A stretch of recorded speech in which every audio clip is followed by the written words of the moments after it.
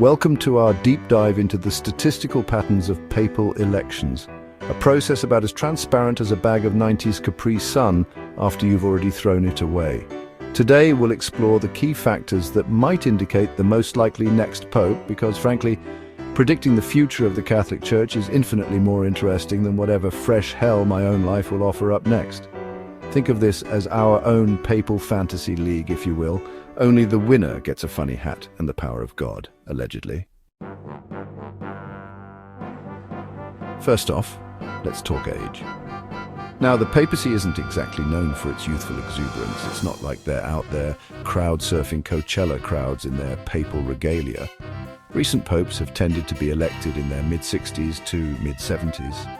Take Pope Francis, for instance, elected at the ripe old age of 76, a spry chicken compared to Benedict XVI, who was practically ancient in pope years at 78.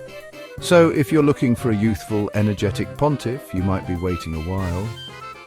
This isn't a gig you get right out of seminary, unless of course you're a medieval prodigy who also happens to be a cardinal. Traditionally, being Italian was basically a prerequisite for the papacy, like having good bread or a healthy distrust of traffic laws. However, recently, the College of Cardinals has branched out. It's like they finally got around to trying that Thai restaurant down the street and realized, hey, this isn't bad. We've seen a pattern of alternating between European and non-European popes. So while an Italian pope isn't out of the question, it seems the selection committee is at least making an effort to diversify their portfolio of popes, or at least that's what it looks like. Let's be honest, trying to find logic in the Vatican's decision-making process is like trying to herd cats while riding a roller coaster. Chapter 3, Theological Balancing Act. Are we feeling spicy today or nah? Now, let's talk shop.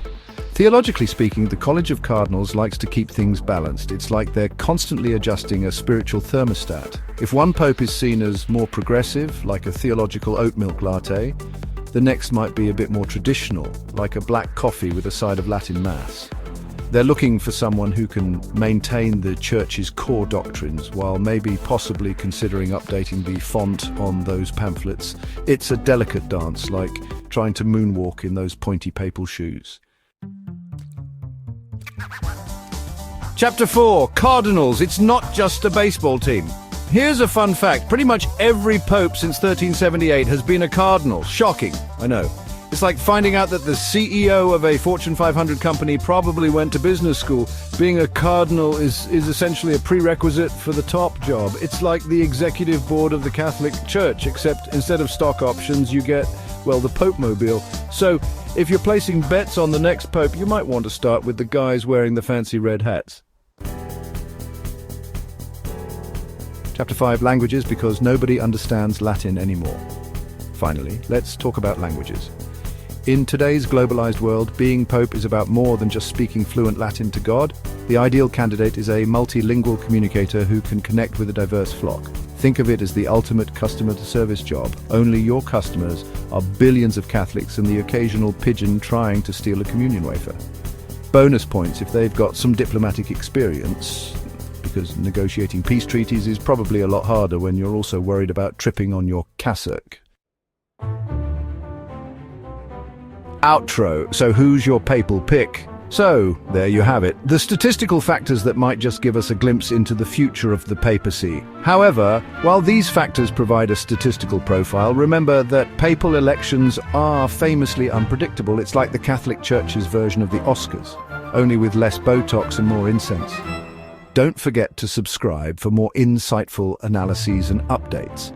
And remember, if you have any inside information on the next pope, my DMs are always open.